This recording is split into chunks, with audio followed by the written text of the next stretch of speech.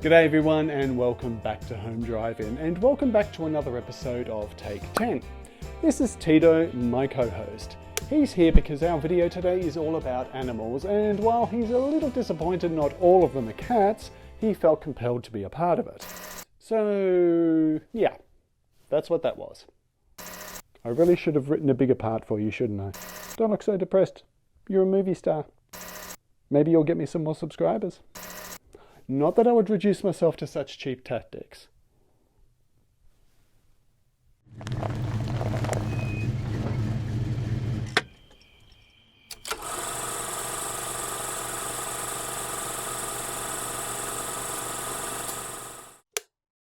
The film industry has often added to its Hollywood A-listers to include any number of animal co-stars, being they invasive insects, precocious pooches, or marauding moggies.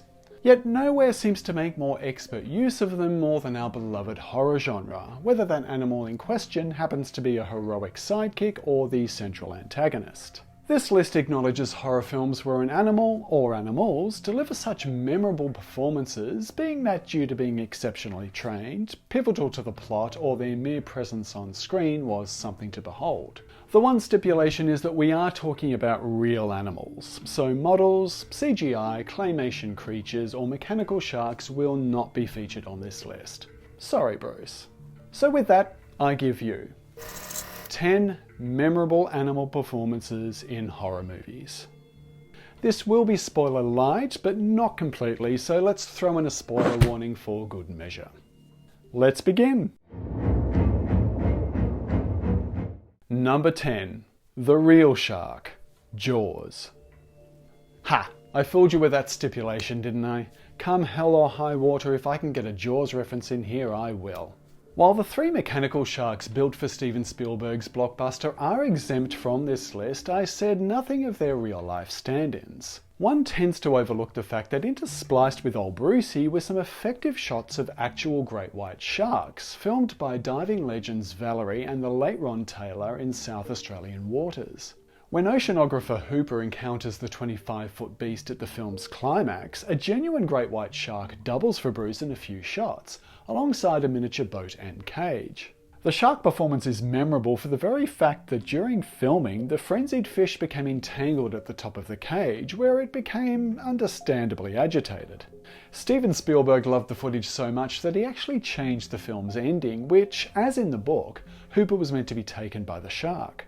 Since the shark footage showed the cage empty, it was rewritten that Hooper would actually escape and survive to preserve continuity. While Bruce the shark will always remain lovably dated, these incredible shots add a sense of realism with the combined efforts of Spielberg's direction and Werner Field's impeccable editing. It rubs the lotion on its skin or else it gets the hose again. Yes, you will, Precious. You will get the hose. Number 9. Precious, The Silence of the Lambs. Whether this Oscar-sweeping adaptation of Thomas Harris's best-selling novel can be classified as horror is still up for debate. While technically a psychological thriller, this film is horrific enough to warrant a spot on this list. You know the story. FBI trainee Clarice Starling consults imprisoned psychopath Hannibal the Cannibal Lecter in an attempt to track down serial killer Buffalo Bill, with Jodie Foster, Anthony Hopkins and Ted Levine giving flawless performances respectively. Included in the cast, however, is a furry little co-star giving a brief but memorable performance of her own in the role of sole companion to her despicable owner, Buffalo Bill's precious poodle, Precious. This adorable pooch was played by a well-trained Bichon Frise named Darla, who had appeared in other films, including Batman Returns and Pee-wee's Big Adventure. She even has her own IMDb page. Adorable. Darla's performance is particularly memorable when she is held for ransom when Buffalo Bill's latest victim, Catherine Martin, sets a trap for her in the hope of negotiating her freedom. While no one condones cruelty to animals, I think Catherine's actions were justifiable in this case, as she cleverly exploits the one thing that her kidnapper holds dear. While her screen time is brief, Precious is memorable for not only becoming a bargaining tool between captor and captive, but is the one thing that comes close to warranting Buffalo Bill a moment of sympathy. Hey, don't you hurt my dog! Don't you make me hurt your dog! Hey, you don't know what pain is!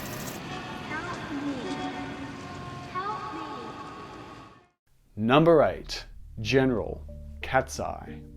Cats seem to be made for this genre, yet this overlooked Stephen King film turns the tables on the traditional relationship between horror and our feline friends by making this mobile Moggy the hero. I think I just used every synonym in one sentence to describe a cat. Kudos to me.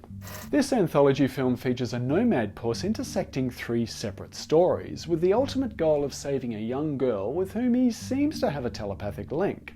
His first adventure sees him becoming entangled in a quit smoking clinic, with James Woods as the corporation's newest client, who finds that they have some rather unorthodox methods of getting him to kick the habit. He then becomes a literal playing card in a bet between 2 mobsters, before witnessing the blackmailing of Robert Hayes, who is forced to navigate around the ledge of a high-rise building. He then reaches his final destination when meeting Drew Barrymore's Amanda, where he faces off against a pint-sized troll that is trying to kill her. The tabby in question was portrayed by 12 different cats, trained by animal expert Carl Miller, who used food as an incentive to get each of the cats to perform. This method worked, since when one cat was no longer hungry, they would simply move on to the next one. Cat's Eye is one of those under-the-radar King adaptations that certainly deserves more love, if not only for its ensemble cast of human characters, but also for the array of felines playing sole guardian to a child in peril.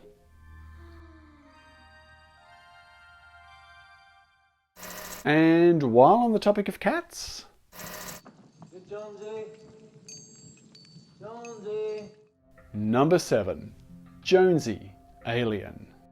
Quite why a cat was chosen to join the crew of the Nostromo in Ridley Scott's Alien has been the subject of many discussions and theories, and apparently rodents are an issue in space. When a commercial ship on its way home intercepts a beacon from a nearby planet, the team on board investigates, only to find themselves sharing their vessel with a bloodthirsty extraterrestrial. While the human cast all turn in excellent performances, this ginger puss also makes quite the impact, since there is an entire scene dedicated to finding him, culminating with the death of Harry Dean Stanton's character Brett. Jonesy was portrayed by 4 different orange tabby cats, one of which was actually hissing at an off-screen German shepherd during the aforementioned attack scene. The Marmalade Moggy also went on to be a source of frustration for Sigourney Weaver's Ripley when it came time to abandon and destroy the ship during a final attempt to escape the alien's wrath. Jonesy, however, is famous for being the only survivor of the Nostromo alongside Ripley, and due to being such an, albeit adorable, nuisance in the first film, was not invited back for Ripley's adventures in the sequel. And you little shithead. You're staying here.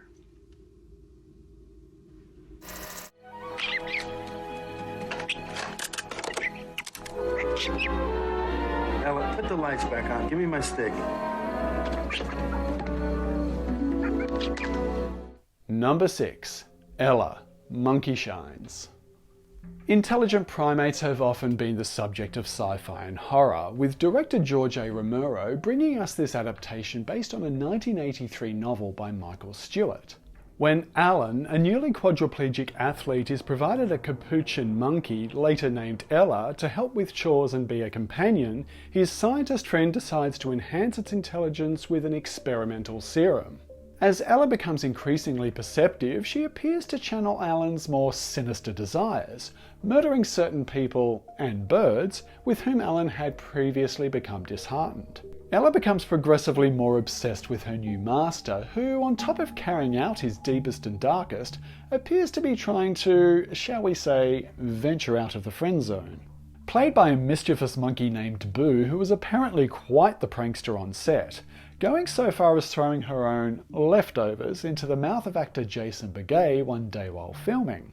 Great care was taken to ensure that while she was in heat, she would only interact with the actor, giving the producers a very limited time frame for the pair to become affectionate on camera. Monkey Shines didn't fare too well commercially, and criticism has been directed towards its plot and pacing, yet nonetheless, where other aspects failed, this monkey certainly shined.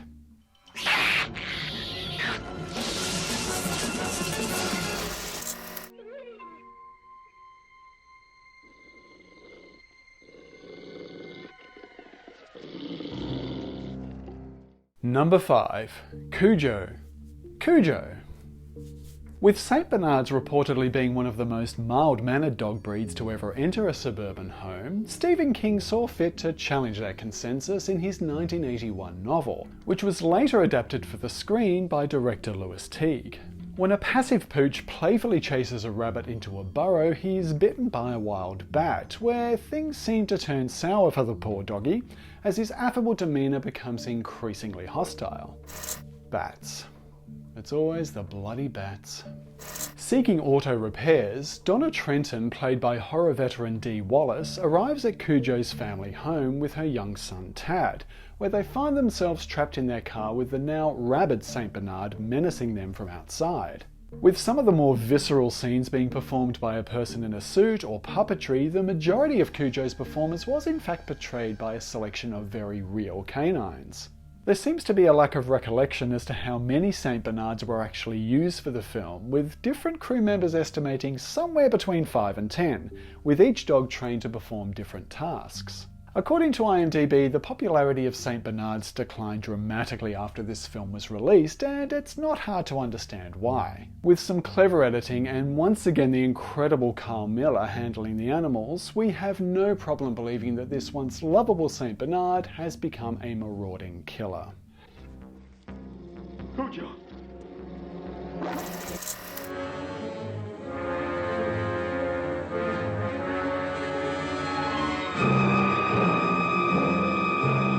Number 4. The Tarantula. Tarantula. While Gordon Douglas's masterpiece Them is exempt from this list for the use of vivid puppets for its giant ants, this excellent 1955 big bug film makes expert use of an actual arachnid. Tarantula tells the story of a well-meaning scientist attempting to find a solution to world hunger, and inadvertently winds up creating a mountain-sized spider that gets loose and roams the countryside.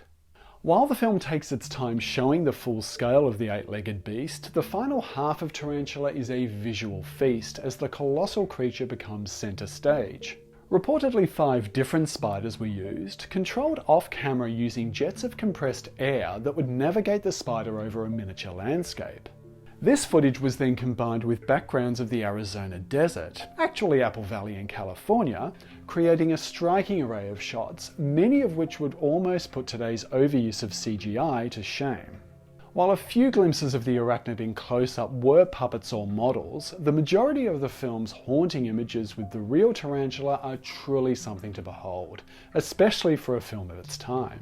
Director Jack Arnold reportedly recast one of the spiders in his follow-up film The Incredible Shrinking Man, before not so Incy Wincy went into permanent retirement. Oh, I found another cockroach this evening, George. Oh, no. One of those big ones. Right here in my $3,200 a month penthouse apartment. My supposedly germ-proof apartment. Number 3. The Cockroaches. Creepshow.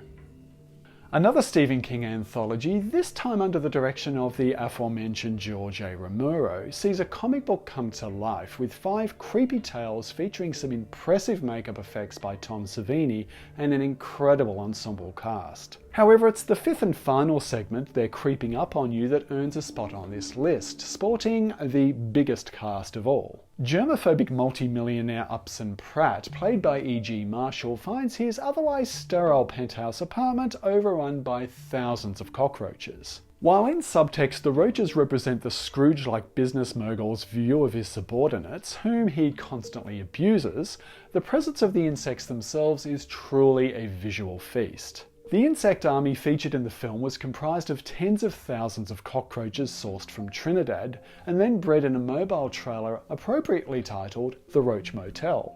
While peanut shells painted black were used to fill out the en masse scenes, the creepy co-stars still pack a punch, if only for the visual wonder of their sheer numbers, closing this anthology with a memorable final segment.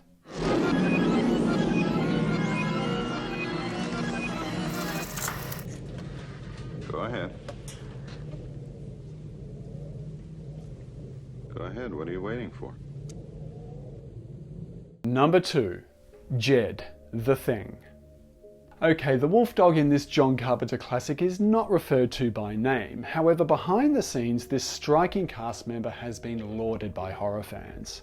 Jed, as he was known on set, was actually a Wolf-Alaskan Malamute hybrid, and from the opening scene was required to play the titular shape-shifting alien in disguise. In the opening scenes, Jed is pursued by his previous owners from a nearby Norwegian outpost, where they soon arrive at an American research facility. When the Norwegians fail to communicate the dog's true nature, they run amok in a frantic attempt to destroy it, resulting in both of them being killed.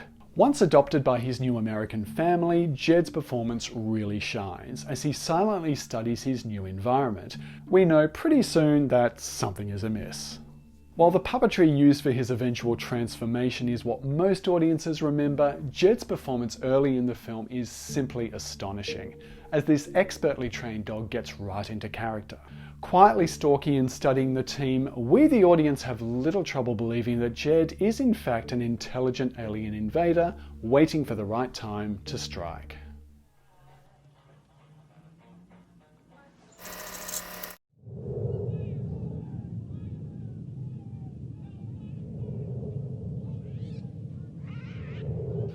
Number 1. The whole flockin' lot of them. The birds.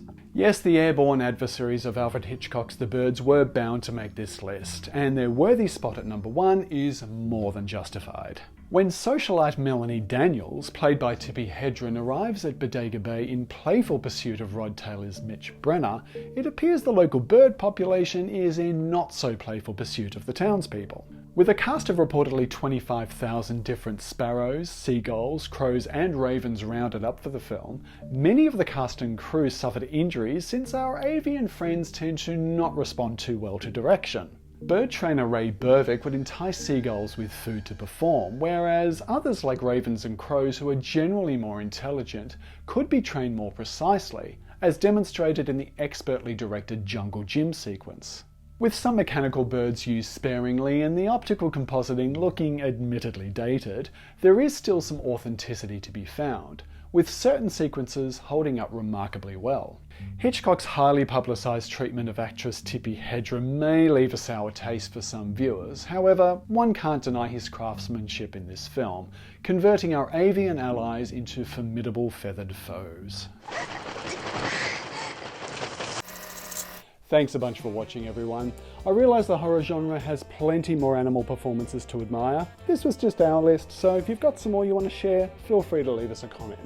If you want to give me a thumbs up while you're at it and maybe even consider subscribing, you may well make this little doggy wag his tail. Why did I use that analogy? Why?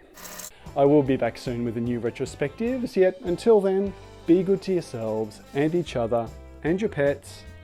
We'll see you next time.